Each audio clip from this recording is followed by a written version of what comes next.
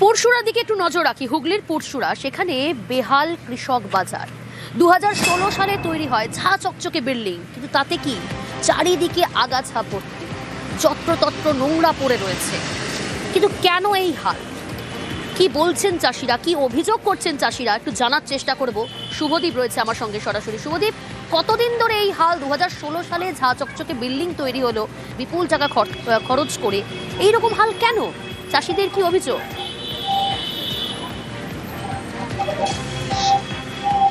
দেখো, চাষিদের যেটা অভিযোগ, এই পরশুরা যে কৃষক বাজার, সেখানে চাষিদের জন্য কিন্তু প্রায় 12টি স্টল করা হয়েছে, যাতে উৎপাদিত ফসল সেখানে নিয়ে গিয়ে বিক্রি করতে পারে।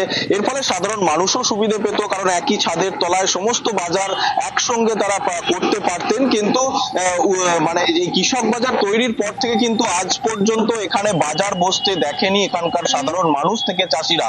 তাদের অভিযোগ যে এটা নাকি মদ্যপদের আড্ডায় পরিণত হয়েছে, এবং তৃণমূলের যে নেতারা রয়েছেন তারা এইসব স্টল নাকি দখল করে রয়েছেন, এবং তার ভাড়াও তারা মেটাননি, এবং স্টল দিনের পর দিন প্রায় 1 দশক হতে চললো এইভাবে কিন্তু তালাবন্ধ অবস্থায় দিনের পর দিন পড়ে রয়েছে।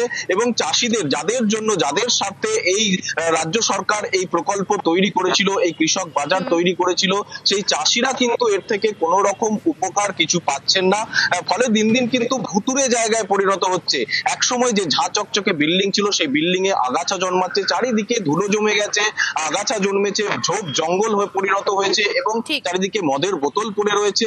এভাবেই কিন্তু অবহেলায় দিনের পর দিন পড়ে নষ্ট হচ্ছে এই সরকারি সম্পত্তি। হাল কতদিনে ফেরে? বেশ, কৃষক বাজারটা করেছিল এখানে কৃষকদের ভালোর জন্য, সেটা এখন নেতাদের ভালো হয়ে গেছে। আমাদেরই এই জেলার মন্ত্রী বেচারাম মান্না, তেনারি আন্ডারে এগুলো ওনাদের মিটিং করার জন্য, ওনাদের সভা করার জন্য এগুলোকে রেখেছে। কৃষকদের জন্য কিছু ভাবেনি। রাস্তাঘাটে বসা করতে হচ্ছে তাদেরকে। বিল্ডিংটা অবস্থা মানে আস্তে আস্তে দেখুন না, সব ভেঙে ভেঙে পড়ে যাচ্ছে। অবস্থা কিরকম, সব এই যে মদের আড্ডা ফাড্ডা, এখানে সব সন্ধে হলে কৃষকরা কোনোদিনই এখানে আসার চান্স পায়নি। বেচারাম মান্না মন্ত্রী, উনি কিন্তু জানেন এখানে কৃষক আছে বাজার, ঠিক আছে, কিন্তু অথচ ওনারও চার নেই এসব কৃষক বাজারে। ওনার তোলার মানে চার খালি, যাতে আমাকে তুলে দিতে হবে কিছু।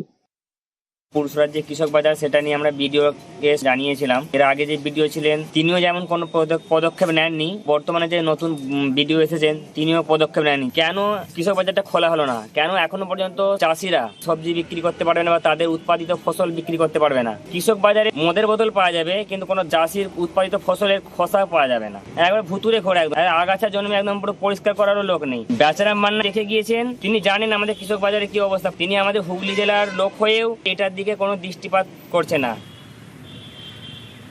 হুগলি পরশুরার ছবিটা যেমন দেখালাম, এবার আপনাদের দেখাবো ঝাড়গ্রামের ছবিটা। সেখানেও বেহাল কৃষক বাজার। ধান কেনা বেচা ছাড়া আর কিছুই হয় না। জেলায় 8টি কৃষক বাজারের মধ্যে 6টি বন্ধ। ভাবুন কি পরিস্থিতি। কিন্তু কেন বন্ধ রয়েছে 8টির মধ্যে 6টি কৃষক বাজার? জানার চেষ্টা করব, জানাবো আপনাদের। রাজু রয়েছে আমার সঙ্গে সরাসরি। রাজু, কি কারণে 8টি কৃষক বাজারের মধ্যে 6টি বন্ধ? কেন বন্ধ? দেখো প্রিয়াঙ্কা, প্রথমত বলে রাখবো যে 2014 সালে যখন রাজ্যের মুখ্যমন্ত্রী এই কৃষক বাজারগুলো কৃষকদের উন্নয়নের স্বার্থে এবং তাদের ব্যবসা যাতে আরো বাড়ে, বা তারা কিষাণ বাজার থেকে বিভিন্ন রকমের তাদের যে কৃষি সামগ্রী রয়েছে তা বাণিজ্যিক শিল্পে বেচা কেনা করতে পারে, তার জন্য রাজ্য সরকার এই উদ্যোগ নিয়েছিল এবং তাতে সাধুবাদ জানিয়েছিল কৃষকরা। মূলত যেখানে কৃষকদের জন্য এই ব্যবস্থাপনা করেছিলেন রাজ্য সরকার, এবং কোটি কোটি টাকা ব্যয় করা হয়েছিল এই সমস্ত কৃষক বাজার গড়তে। কিন্তু সেই সময়ের যে প্রশাসনিক আধিকারিকদের এই দায়িত্ব ছিল কৃষক বাজারগুলো গড়ে তোলার, তারা কিন্তু সেই জায়গা, তারা নিয়মকে উপেক্ষা করেই মূলত এই যে যেখানে বারে অভিযোগ আসে ধান কেনা বেচা নিয়ে পড়েদের অভিযোগ, বিভিন্ন সময় দেখা যেত কৃষকদের কাছ থেকে পড়েরাই ধান কিনে নিচ্ছে, বা যে সমস্ত জমির দালালরা রয়েছে তাদেরকেই সুবিধা পাইয়ে দিতে সেই সমস্ত আধিকারিকরা মূলত এই কাজ করেছেন। কারণ রাজ্য সরকারের যে টাকা, সেই টাকা যে জায়গায় কৃষকদের সুবিধার্থে ব্যবহার করা হচ্ছে, সেখানে কৃষকদের জন্য সেই সুবিধাটুকু এনে দেওয়ার কাজ ছিল এই আধিকারিকদের, কিন্তু তারা দায়িত্ব পালন করেননি। রাজ্য সরকার টাকা দিয়েছেন, অথচ সেই টাকা দিয়ে কিষাণ মান্ডিগুলো গড়ে উঠেছে। 8টি ব্লকে 8টি জায়গায় কিষাণ মান্ডি করেছে, অথচ অধিকাংশ যে 6টি কিষাণ মান্ডি রয়েছে যেগুলো যে জায়গায় গড়ে উঠেছে সেখানে কোনো কাজে লাগবে না, কারণ তাদেরকে অনেকটা। 8টি কৃষক বাজারের মধ্যে 6টি বন্ধ জেলায়। বেশ, কিষাণ মান্ডি ধান দেওয়ার কাজে লাগে। আর মান্ডিতে যেভাবে পরিকাঠামো থাকার কথা, পরিষ্কার পরিচ্ছন্ন থাকে না সেরকম তো পরিষ্কার দেখতে পাই না আমরা। তো ময়লা পড়ে আছে দেখছি। কিষাণ বাজার বসে না এখানে? না না বসেনি, এখানে মার্কেট বসার কথা ছিল কিন্তু বসেনি আর কি। যে বাজারটা তো খুব ভালো হতো আর কি, তাহলে আমাদেরও সুবিধা হতো এখানে, যে ধান দিতে এসে করে ওষুধপাতি কিনে নিয়ে যাওয়া হতো আর কি। আমাদের এইভাবে করতে গেলে কয়জন যাবে চাষি? আমরা চাষিরা যা যাওয়া হয় না, ধান এলে মহাজনকে দেওয়া হচ্ছে গ্রামে। এই যে পরিকল্পনা ভাবে আমাদের চাষিদের পরিকল্পনা কেউ যেতে চাইছে না, অত দূরে কোনো কাজে লাগছে না, জঞ্জাল করে রয়েছে, ওরা নিজেরা পরিষ্কার রাখছে না, আমাদের ক্ষতি হচ্ছে। বাজার তো বসে না এখানে, বাজার তো হয় না। একবার সরকার যদি চেষ্টা করেছিল কিন্তু সেখানটা আর হয়নি। এক দুবার হয়েছে বাজার, কিন্তু তারপর আর প্রতি কুইন্টালে 5 কিলো কাকু 6 কিলো কাকুড়ি কাটছে। জনপ্রতিনিধি আছে বা যারা লোকাল যারা আছেন অফিসাররা, তাদের দেখা উচিত তো এগুলো।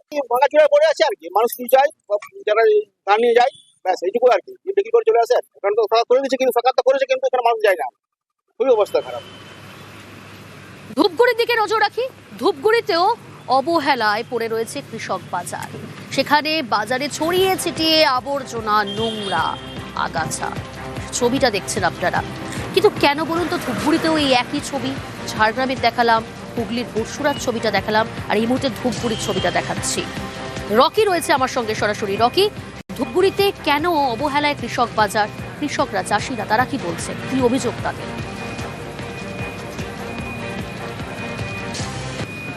প্রিয়াঙ্কা, দেখো, ডুয়ার্সবাসী এবং কৃষকদের সুবিধার্থেই কিন্তু রাজ্য সরকারের তরফ থেকে কৃষক বাজার তৈরি করা হয়েছিল ধূপগুড়ি শহর থেকে প্রায় 4 কিলোমিটার দূরে, এবং সেখানে কোটি কোটি টাকা খরচ করে সেখানে শেড করে দেওয়া হয়েছিল, মাটি পরীক্ষা কেন্দ্র, তার সহকারে কিন্তু যে সকল কৃষকেরা তাদের উৎপাদিত ফসল নিয়ে যাবে সেখানে মাপযোগ করার জন্য অত্যাধুনিক মেশিন, ওয়েট ব্রিজ পর্যন্ত লাগানো হয়েছিল। কিন্তু আজ সেই কৃষক বাজার একদম আস্তাকুড়ে পরিণত হয়েছে, যেখানে সেখানে নোংরা আবর্জনা পড়ে রয়েছে, মদের বোতল, এমনকি অবহেলায় ভুগছে। কোথাও দেখা যাচ্ছে যে সেখানে কাঁচ ভেঙে পড়ে রয়েছে। কিন্তু কৃষকদের অভিযোগ রয়েছে যে এই যে কৃষক বাজার তৈরি করা হয়েছে, আদতেও কৃষকদের কোনো লাভ হয়নি, লাভ হয়েছে নেতা মন্ত্রী এবং ঠিকাদারদের, কারণ তাদের পকেট গরম হয়েছে। তারা যেতে চান না সেখানে, কারণ ধূপগুড়ি থেকে অনেকটা দূরেই, সেখানে ব্যয়বহুল, কারণ তাদের যে লাভের অংশ তা অনেকটাই কমে যায়, কারণ অতিরিক্ত পরিবহন খরচ তাদের পড়ে। এবং সেই জায়গায় দেখা যাচ্ছে যে ধূপগুড়ি শহরের বুকে যে রেগুলেটেড মার্কেট রয়েছে সেখানে পরিবহন খরচের অভিযোগ কৃষকদের, এবং শহর থেকে 4 কিলোমিটার দূরেই কৃষক বাজার হওয়াতে অনীহা কৃষকদের।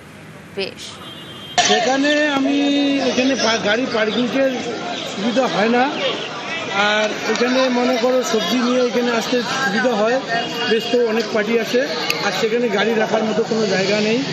আবার সব পার্টি এখানেই জানে যে এই জায়গাটা বেশি ভালো যাচ্ছে না, এখানে সুবিধা বেশি হয়। ওখানে জায়গা কী হবে, ওখানে তো সেরকম কিছু নেই। হ্যাঁ, ওখানে একদিকে রাস্তা, এখানে 14 দিকে রাস্তা, এখানে এত বড় জায়গা, এক ধানাটি শেষ হবে না, আর এত বড় মার্কেটটা কোথার থেকে লাগবে? হ্যাঁ, আমাদেরকে অর্ডার দিয়েছিল একবার যাওয়ার জন্য, তারপরে আসেনি। এটা টাউনের উপরে বাজারটা, আর কৃষক মাইন্ডে অনেক টাউন সাইডে 2 টাকার খেলা তো না, এখানে হচ্ছে না, কোটি কোটি টাকা খেলা হচ্ছে, মানুষে দেখতে পারে না। তাই হ্যাঁ, একটা পাইকের যখন মাল কিনে 10 লাখ 20 লাখ টাকা মাল কিনে, হ্যাঁ 10 লাখ 20 লাখ টাকা ক্যাশ নিয়ে যায়, ভোট 4টের সময় ক্যাশ নিয়ে যায়, যে ওখানে ওইভাবে থাকে। যদি কিছু একটা দুর্ঘটনা ঘটে যায়, কে দায়ী নেবে?